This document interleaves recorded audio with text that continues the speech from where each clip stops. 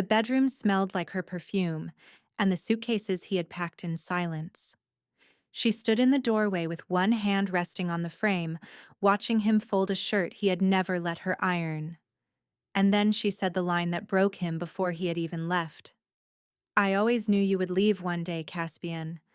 I just thought you would have the decency to do it before I stopped loving you." He froze. The shirt stayed half-folded in his hands.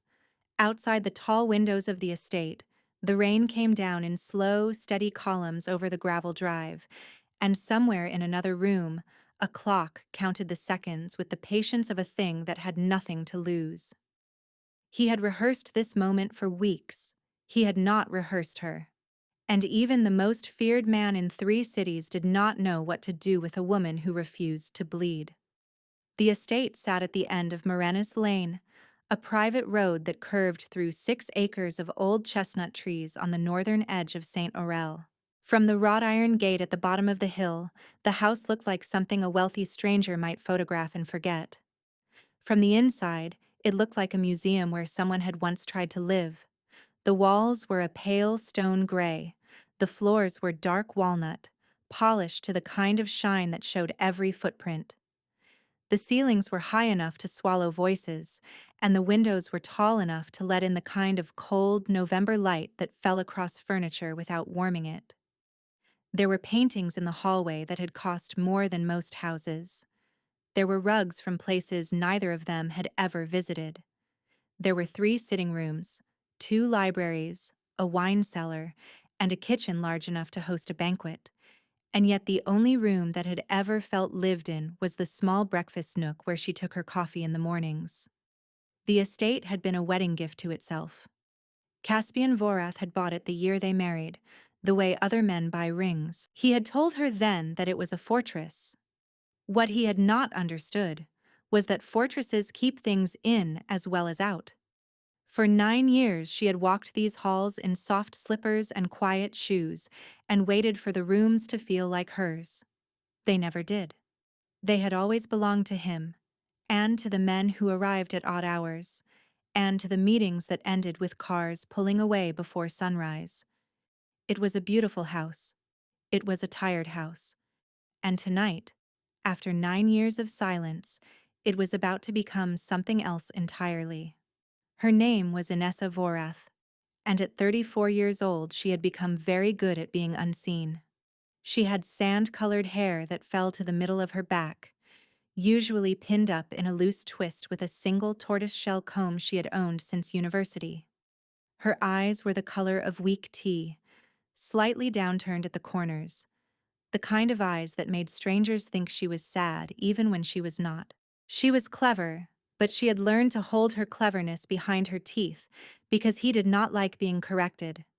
She was warm, but she had learned to portion her warmth like rationed sugar, because warmth, freely given, was something he had taught her to be ashamed of. She had married him at 25, in a small ceremony at a chapel near the coast, with only 14 guests and a borrowed bouquet. She had loved him then. She had loved the version of him that opened car doors and remembered her mother's birthday, and brought her tea in the mornings without being asked. That man had lasted about 3 years. The man who came after him had used the same face and the same voice, but he had spoken in a different language, one made of long silences and brief disappointments, and the slow surgical removal of every piece of her that had once made him laugh. She did not know exactly when she had stopped loving him. There had been no single moment, no slap, no betrayal she could name. It had been more like a tide going out. One day she had looked across the dinner table and realized that the man sitting opposite her was a stranger she had been polite to for years. What Caspian had never noticed, because Caspian noticed only what served him, was that Inessa had not spent those years dying. She had spent them preparing. Every morning for the past 4 years she had risen before him, made her own coffee in the small breakfast nook, and written for 1 hour in a leather notebook she kept in a drawer he had never opened. The notebook was not a diary. It was a ledger. Names of his associates, dates of his meetings, numbers she had overheard, addresses she had memorized. She did not know yet what she was building. She only knew that a woman who lived in a fortress should at least keep a key.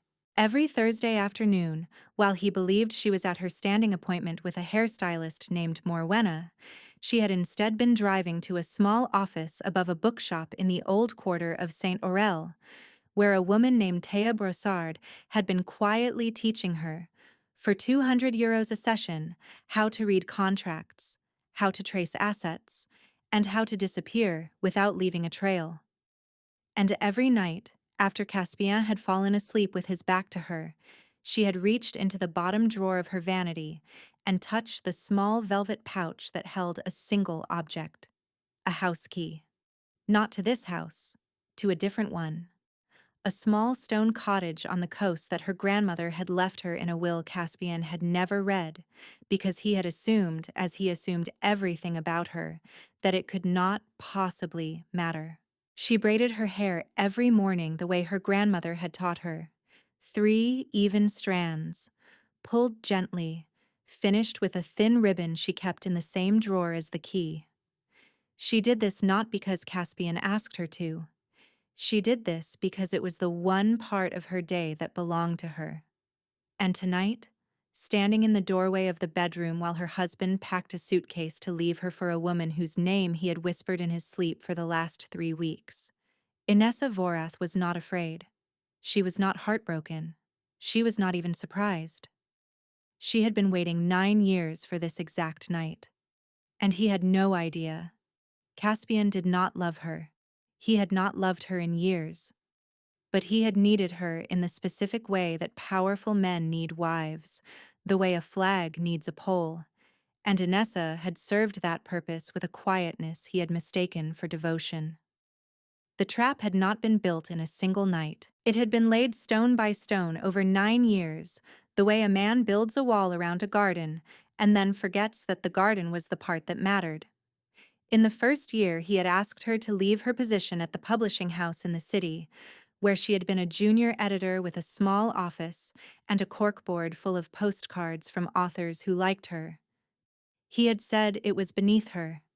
He had said his wife should not work. He had said this with a soft hand on the back of her neck, and she had agreed, because she had still believed then that love was a thing you compromised for. In the second year, he had begun to dislike her friends. There was Leora, who laughed too loudly at dinner parties. There was Saskia, who once asked Caspien a question about his business that he could not answer in front of company.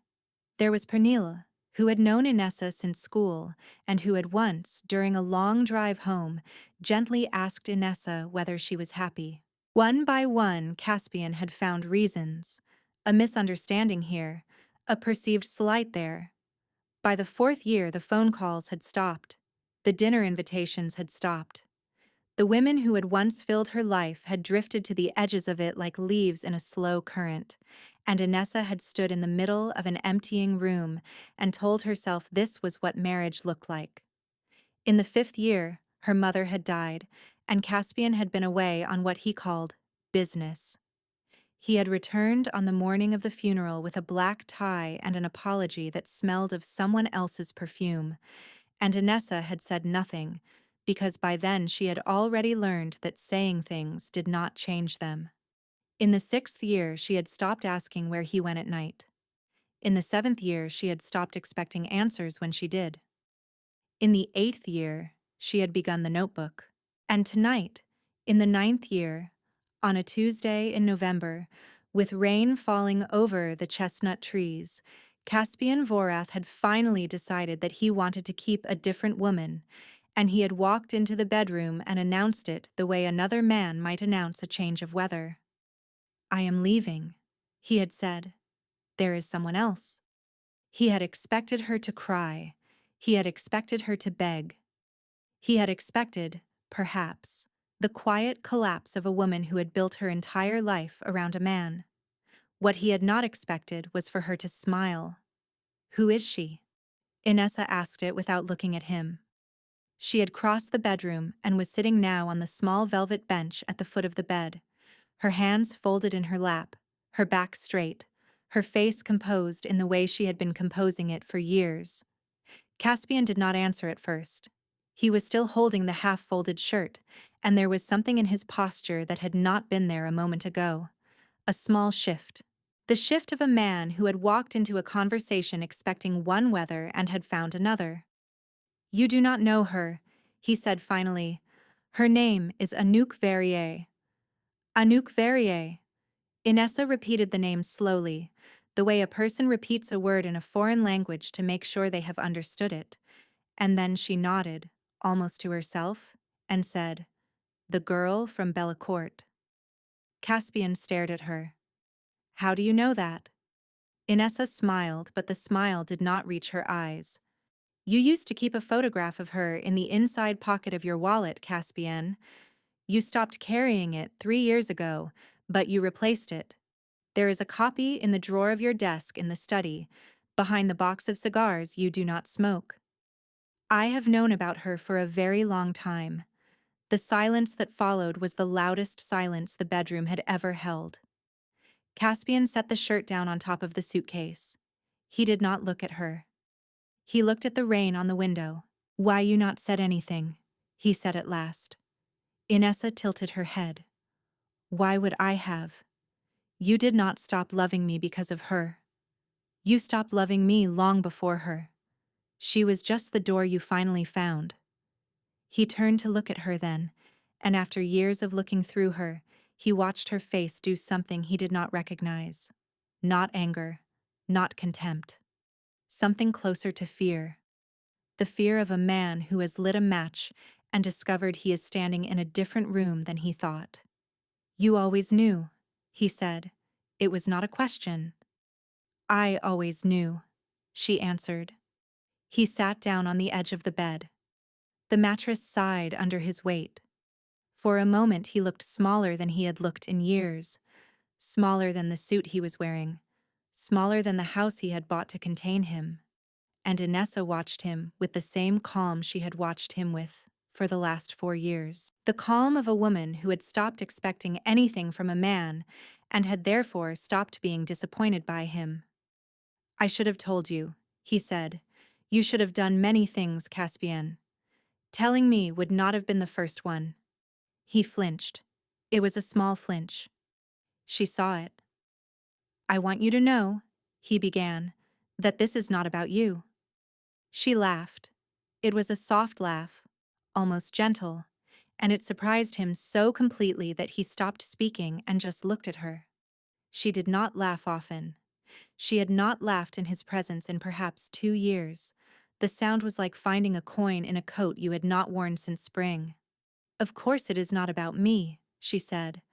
"Nothing has ever been about me, Caspian. That is the only consistent thing about you." He opened his mouth to reply and closed it again. He had built his life on his ability to find the right word. She had taken every word he had prepared and made it useless without raising her voice.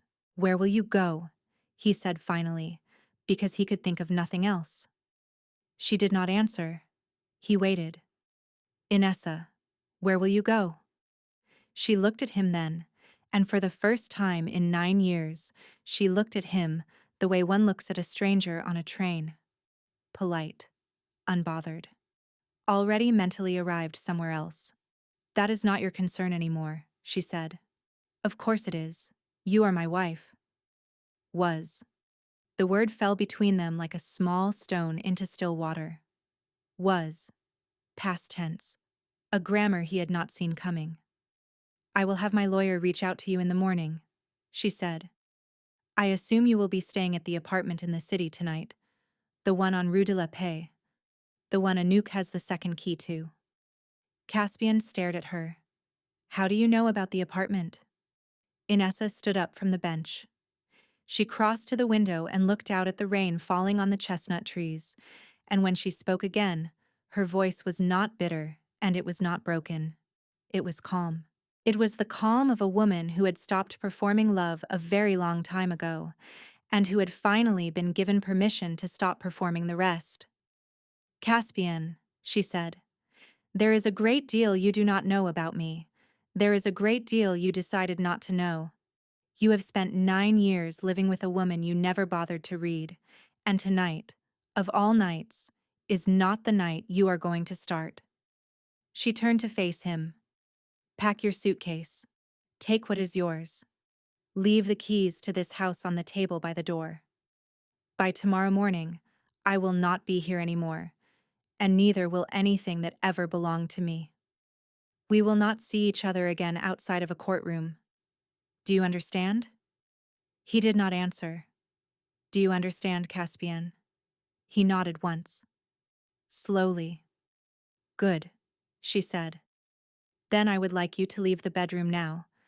I have things to do, and I would like to do them alone. And without waiting for him to obey, she walked past him, past the suitcase, past the half-folded shirt, past 9 years of a marriage she had outlived in silence, and she closed the bedroom door behind her with the softest click of a latch he had ever heard. It was the sound of a door locking on the inside. Only she was the one walking out.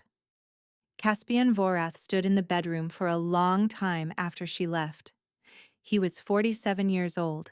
He was the second son of a Marseille shipping family that had built its fortune on routes the harbor masters had been paid not to inspect.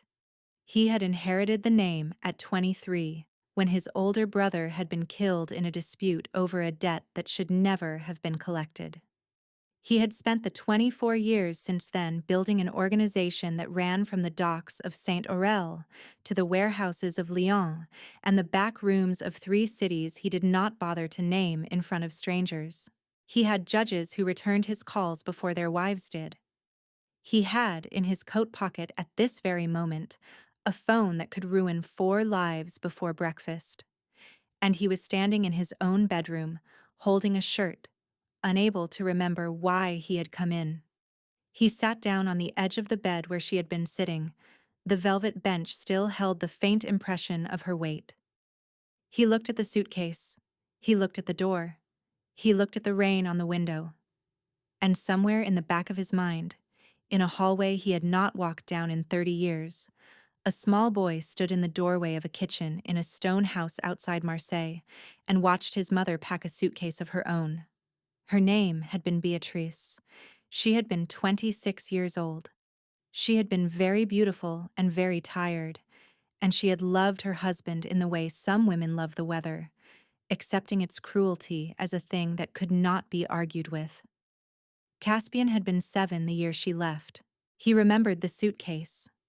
He remembered the rain.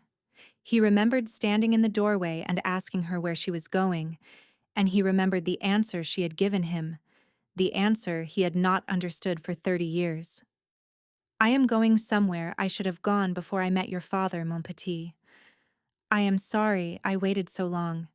He had not understood it then. He understood it now. His mother had not been weak. His mother had not been broken. His mother had simply been a woman who had finished, quietly and completely, the long internal work of leaving, and had packed the suitcase only after the leaving was already done. Caspian had spent the rest of his childhood believing she had abandoned him. He had spent his 20s believing she had been faithless. He had spent his 30s refusing to think about her at all. And now, at 47, sitting on the edge of a bed his wife had walked away from, with the same calm his mother had once walked away with, he understood for the first time that some women do not leave when their hearts break. Some women leave on the morning after, when the breaking is already finished, and there is nothing left in the house except the inventory. He had married Inessa 9 years ago because she had reminded him of his mother. Soft voice, long hair, eyes that watched without judging. He had spent 9 years making sure she did not become her. And tonight, he had pushed her, finally, all the way through. He picked up the shirt. He folded it the rest of the way. He placed it carefully in the suitcase, and his hands were not entirely steady. He remembered then a question his mother had asked him one summer evening in the kitchen outside Marseille when he had been 6 years old. She had been peeling apples, and she had not looked up when she spoke. "Caspian," she had said, Do you know the difference between a house and a home? He had not known. A house, she had said, is what a man builds when he is afraid of being alone. A home is what a woman builds when she has finally stopped being afraid.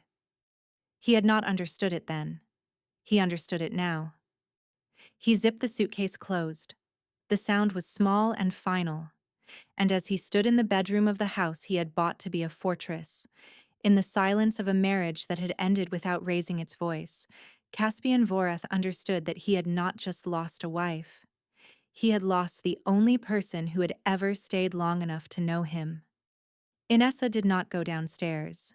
She walked instead to the small breakfast nook at the back of the house, the only room she had ever called her own, and she sat at the round oak table where she had taken her coffee every morning for 9 years. She did not turn on the light. She did not need to. The rain on the windows threw a thin silver wash across the walls, and she could see well enough in the half-dark to do what she needed to do. She placed her phone on the table. She placed a small leather notebook beside it. She placed, finally, a single house key on a brass ring, the key her grandmother had left her. The key Caspian had never asked about because he had never imagined she had a door he did not own. Then she opened the notebook to a page she had marked 9 months ago, and she dialed the first number on it. The phone rang twice. A woman answered on the third ring, fully awake despite the hour, the way certain professionals always are. Thea Brossard speaking.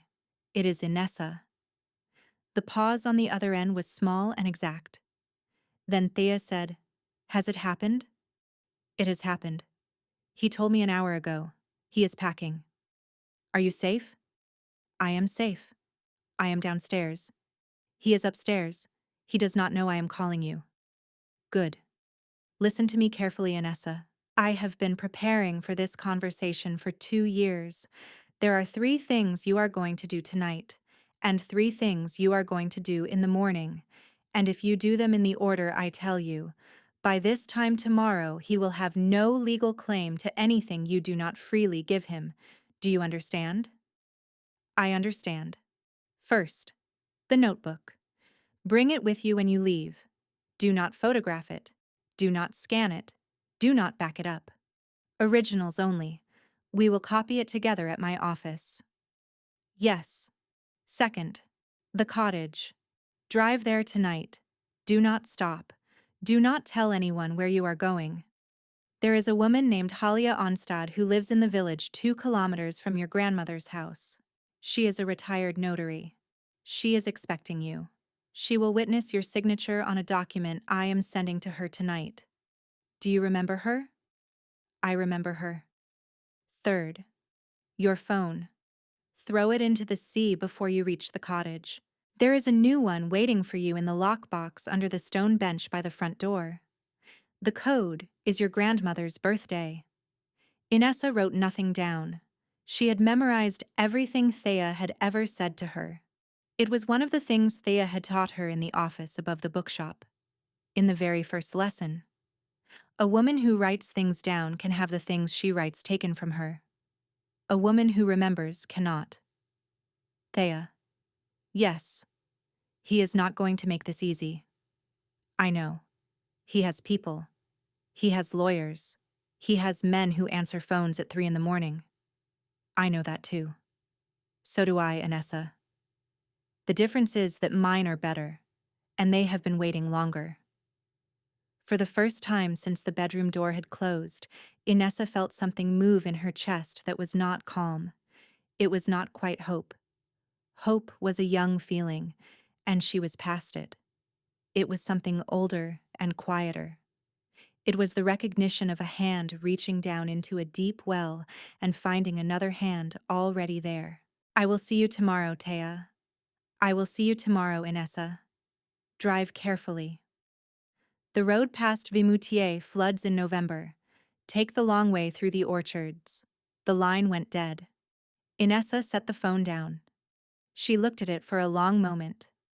Then she stood up, walked to the kitchen, and dropped it into the deep ceramic sink her grandmother had given them as a wedding present. She turned on the tap. She watched the screen flicker once and go dark. Then she went upstairs to pack. She did not go through the bedroom. She went instead to the small dressing room at the end of the hall, the one Caspian had never entered because he had never been curious about what a woman keeps. From the back of the wardrobe, she took down a soft brown leather bag her grandmother had carried during the war. From the bottom drawer of the vanity, she took the velvet pouch with the cottage key. From a hat box on the highest shelf, she took an envelope of cash she had been adding to for 47 months. From the false bottom of her jewelry box, she took her mother's ring. She did not take the wedding ring. It was sitting on the bedside table where she had placed it an hour ago, before she had ever walked through the door. She walked back down the stairs. She passed the bedroom, where she could hear Caspian moving slowly, a man underwater. She did not stop. She walked through the front hall, opened the heavy oak door, and stepped out into the rain. She did not look back. The rain was cold and steady and clean.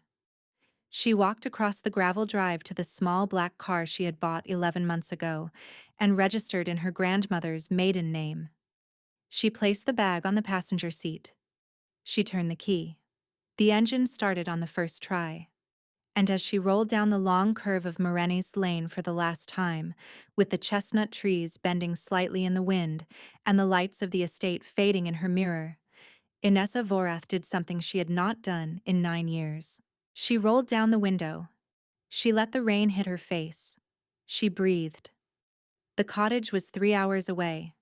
She drove without music, without speaking, without checking the mirror. The road wound through low hills and sleeping villages, past orchards that smelled of wet apples even with the windows up, past the small bridge at Vimoutier, where Thea had warned her about the flood, and where she took the long way through the orchards as instructed. She did not stop for petrol. She had filled the tank 3 days ago at a station Caspian did not know she used. She did not stop for coffee. She had a thermos in the bag, prepared that morning with the calm of a woman who had been preparing for this morning for a very long time. She thought, as she drove, about the version of herself who had driven this same road 11 months ago to register the car. That woman had been afraid. That woman had checked the mirror every 2 minutes. That woman had practiced excuses in case Caspian called and asked where she was, the way a child practices a lie before walking into a kitchen. That woman had not yet fully understood that the leaving had already happened, years before, somewhere quiet inside her, and that all of this was simply the paperwork. Tonight, she did not check the mirror. She did not practice excuses. The phone was at the bottom of the kitchen sink at Moren's Lane, and Caspian did not know the make of the car she was driving, and the woman behind the wheel was no longer a woman who needed to lie about where she was. She arrived at the cottage at 27 minutes past 2 in the morning. It sat at the end of a narrow stone lane that ran down toward the cliffs, half hidden by a hedge of rosemary and salt wind, with a slate roof and a blue door, and a single iron lantern hanging beside the threshold. Her grandmother had bought it in the year 1961 with money she had saved from teaching piano lessons in the village, and she had left it to Inessa with a single sentence written on the back of the deed. For the day, you remember you are mine, before you are anyone else's. Inessa had not understood that sentence at 14. She understood it now. She parked. She found the lockbox under the stone bench by the front door. The code was her grandmother's birthday, the 3rd of April, 1932. She entered it. The box opened. Inside was a small cardboard box with a new phone, already charged, already configured, and with a single contact saved as Thea. She stepped inside the cottage.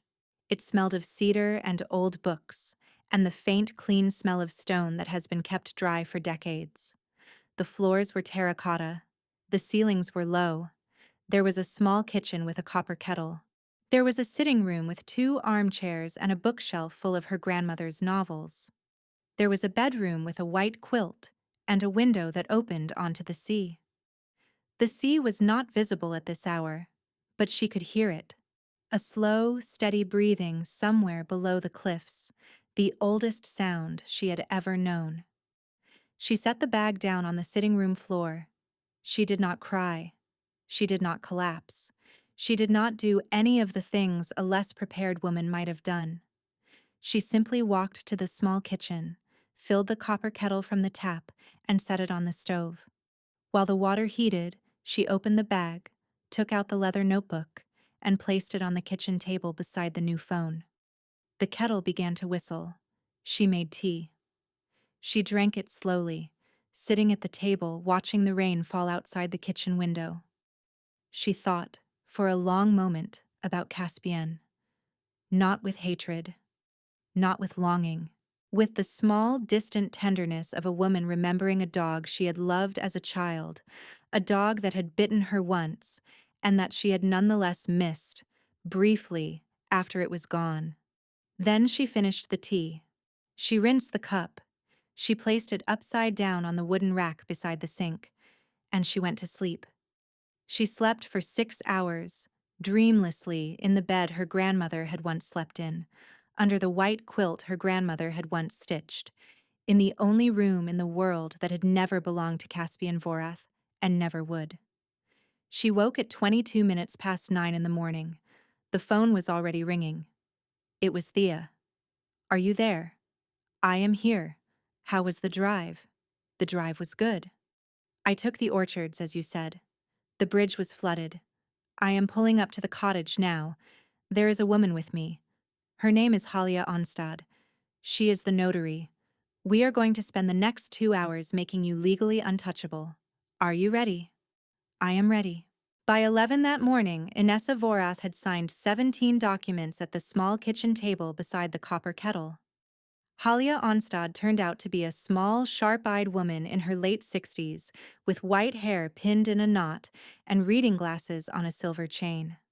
She had once been the head notary for the entire Western Coast, before she had retired to keep bees. She read each document aloud before Inessa signed it, and she explained each one in the kind of plain, unhurried French that Inessa's grandmother had spoken. There was a deed transferring full ownership of the cottage from a holding company Thea had set up 2 years ago into Inessa's maiden name, Inessa Marcassine, the name she had carried for the first 25 years of her life and had never, in her own heart, stopped using. There was a notarized inventory of every asset Caspian had moved into Inessa's name during the marriage for tax purposes, assets he had assumed she did not understand, and assets that would now require her signature to liquidate, and that her signature, today, would refuse to provide. There was a sworn statement, witnessed and stamped, attesting to the existence of the leather notebook and to the chain of custody under which it had been kept, a statement that would make the notebook admissible in any court in the country. There was a petition for divorce on the grounds of adultery, prepared by Thea 3 weeks ago and dated for tomorrow morning, citing Anouk Verrier by name, address, and date of first contact. There was a separate civil action for restitution of premarital assets, including a small inheritance from Inessa's mother that Caspian had quietly absorbed into his own holdings in the 3rd year of the marriage, an absorption Thea had been documenting for 2 years. And there was, finally, a letter. Not legal, personal. Written by Inessa herself 3 months ago, in the office above the bookshop, under Thea's quiet supervision.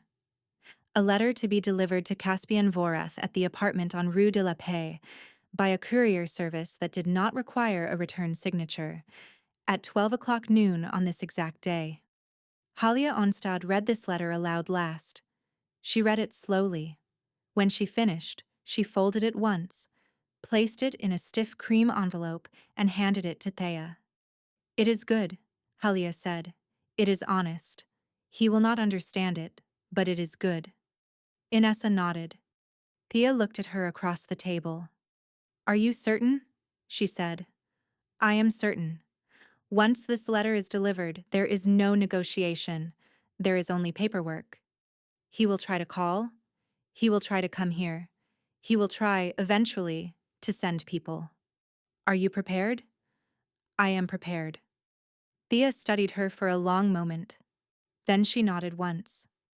I have been a lawyer for 31 years, Inessa. I have represented women who were braver than this, and women who were angrier than this.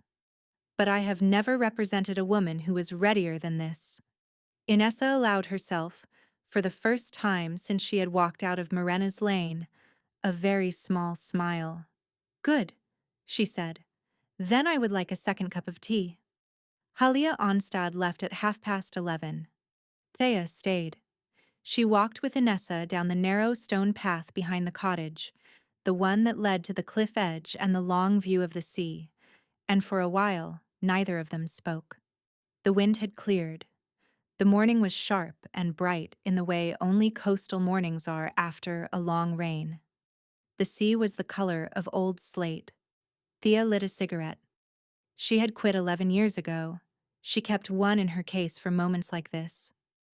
You have not asked me, she said, why I took your case. I did not think it was my place. It is your place. You paid for it. You taught me too much for €200 a session, Thea. I always knew you had a reason. Thea exhaled slowly. The smoke curled out over the cliff and disappeared. My older sister was named Lisbeth. She married a man in 1993. He was charming. He was wealthy. He was the kind of man who opened car doors and remembered birthdays. By 1998, he had separated her from every person who loved her. By 2001, he had taken her name off every account they shared. By 2004, he had convinced her that she was nothing without him. And on a Tuesday in November of that year, the same month we are in now, he came home and told her he was leaving her for someone else. Inessa did not interrupt. Lisbeth did not survive that winter. Her body simply gave out, the way a body does when it has been carrying too much for too long, the way my mother said hearts can break in places medicine cannot reach. She had a notebook too. Hers was full of poems. Mine has been full of laws ever since. Thea took another long drag. When you walked into my office 2 years ago, Inessa, I knew within 10 minutes what kind of woman you were. You were the woman my sister could have been if someone had reached her in time. I have been waiting 22 years to reach a woman in time. She looked at Inessa. I am not looking away. Inessa took the cigarette gently from Thea's hand. She did not smoke it. She held it for a moment, watched the small ember at the tip, and then handed it back. Thank you, she said. It was the only thing either of them said for a long while, and it was enough. That afternoon, after Thea had driven back to the city, Inessa walked through the cottage room by room and did something very small and very deliberate. She opened every window. The cottage had been closed up for 9 months, since the last time she had visited under the cover of a weekend her grandmother had supposedly requested. The air had been clean but still.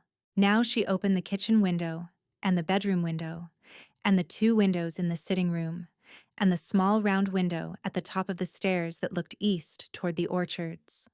The sea wind moved through the rooms like a slow hand, lifting the edges of the white quilt, fluttering the pages of her grandmother's books, carrying out of the house the last invisible residue of 9 years she had not lived in it.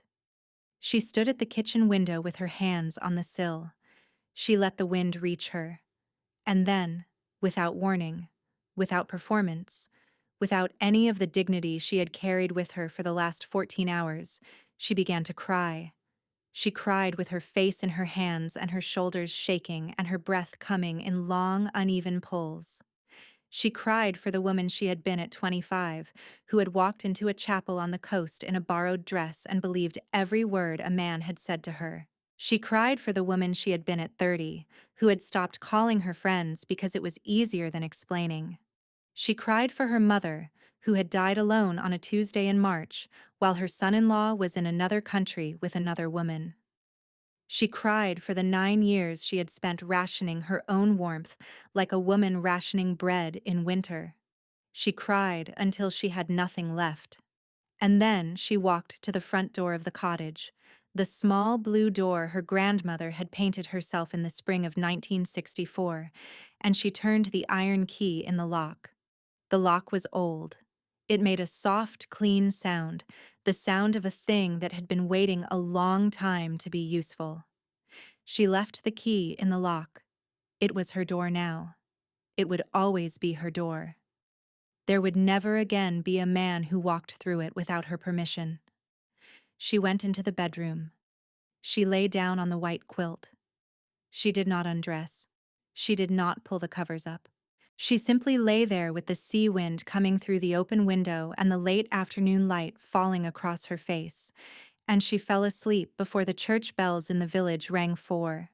She slept that night like a woman who lived alone, and the sleeping was clean. And in a bedroom 3 hours away on Marenes Lane, Caspian Vorath sat on the edge of the bed his wife had walked away from, holding a stiff cream envelope that a courier had handed him at 12 o'clock noon, and he read the letter she had written him 3 months ago. He read it 3 times. After the third time, for the first time in 30 years, he put his face in his hands. The next morning, the world began to move around Inessa in ways Caspian Vorath could not stop. At 8 o'clock in the morning, Thea Brossard walked into the regional courthouse in Saint-Aurel and filed the petition for divorce, the civil action for restitution, and a third document neither Caspian nor Anouk Verrier had been expecting. It was a request for an emergency freeze on 6 commercial accounts, 3 real estate holdings, and 1 shipping license, all of which carried Inessa's signature as co-holder, all of which Caspian had assumed she would never think to exercise. The judge who reviewed the request was a woman named Eveline Marchot. She had known Thea for 19 years. She had known, vaguely, of Caspian Vorath for somewhat longer. She granted the freeze in 40 minutes. By 10 o'clock, the freeze had taken effect. 3 of Caspian's morning meetings collapsed before lunch. A shipment scheduled to leave the port of Saint-Aurel that afternoon did not leave. A man in Lyon who had been expecting a wire transfer at noon did not receive one. A second man, in a back room in a third city, made a phone call that Caspian did not return. By 11, Caspian had called his own lawyer, a man named Bertrand Coulis, who had handled the family's affairs for 20 years. Bertrand listened for 90 seconds. Then he said, very quietly, "Caspian, who is her lawyer?" "Thea Brossard." There was a long silence on the line. "Bertrand, are you there?" "I am here." "Caspian, I need you to listen to me very carefully. I cannot represent you in this matter." "What?" "I cannot represent you in this matter. Thea Brossard does not lose. She has never lost. I have watched her end 3 marriages bigger than yours and 1 career larger than mine. If I take this case, I will lose. And I will lose publicly.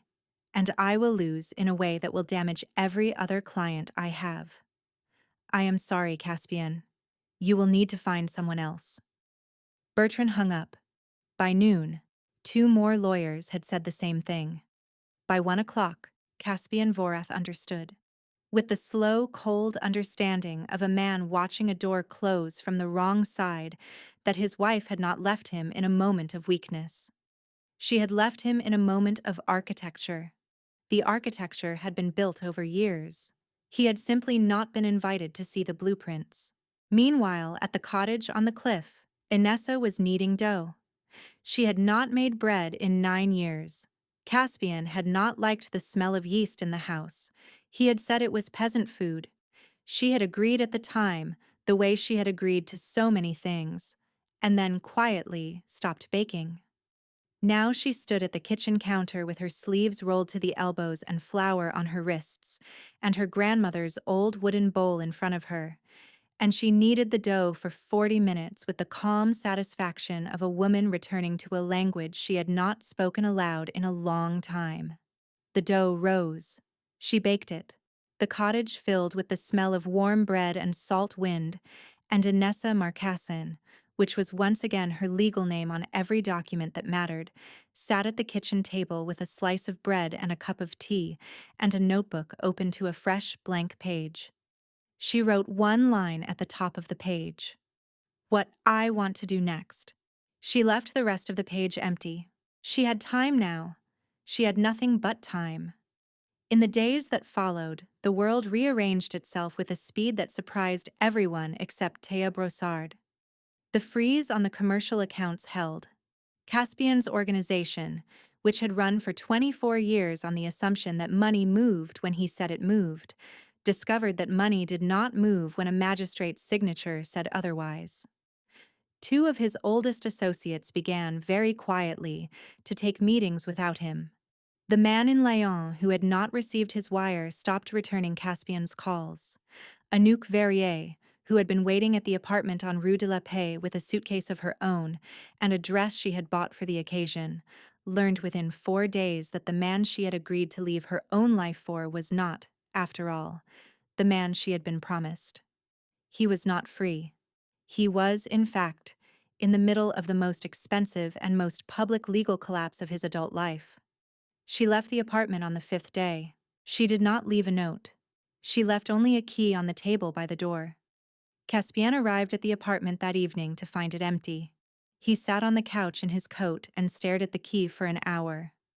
Then he stood up, walked to the window and looked out over Rue de la Paix at the small café across the street, where he had once, 9 years ago, sat with Inessa Marcassin on a first date and decided that he was going to marry her. He did not cry. He had not cried since he was 7 years old in a kitchen outside Marseille. But he stood at the window for a long time.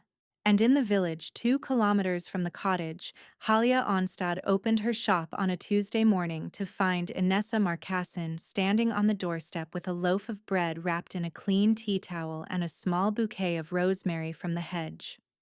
"For your bees," Inessa said. "The bread is for you." Halia took the bread. She looked at Inessa for a long moment. "You look different," she said. "I feel different. You look like a woman who has remembered her own name." "I have," Inessa said. "I have remembered all of it."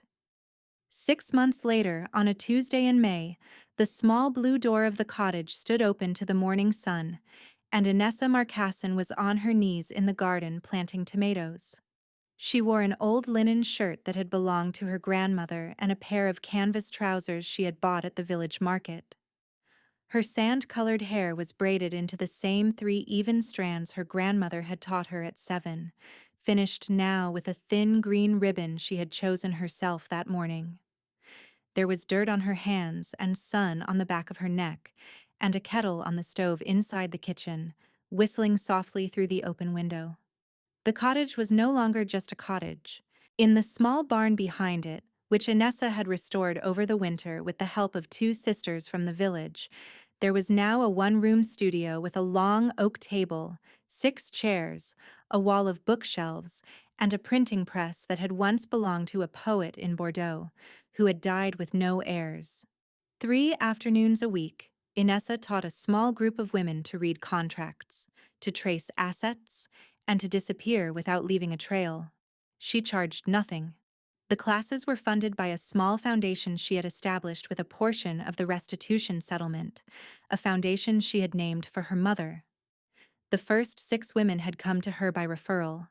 The next 16 had come on their own. There was now a waiting list. Thea Brossard came down from the city on the first weekend of every month.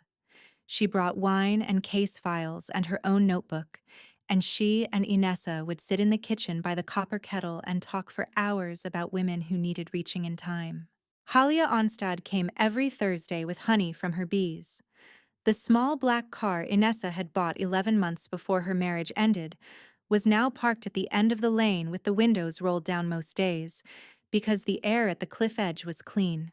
That morning in May, as Inessa knelt in the garden with her hands in the warm earth, a dark sedan slowed at the top of the stone lane. It did not come down. It stopped at the gate, perhaps 30 meters from the cottage, and the driver cut the engine. From the garden, Inessa could see the shape of a man in the driver's seat. She could not see his face through the morning glare on the windshield, but she did not need to. She knew the shape of him. She had known the shape of him for 9 years. She did not stand up. She did not stop planting.